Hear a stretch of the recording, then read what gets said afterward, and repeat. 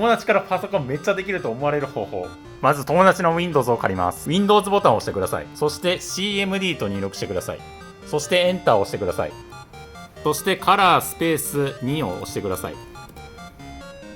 緑色になります。次に Windows ボタンと上矢印を同時押ししてください。そしたら最大化されます。最後に tree スペース C コロンバックスラッシュエンターを押してください。そしたらめっちゃパソコンできる人の感じになります。すごいですね。解除するときはコントロールプラス C を押してください。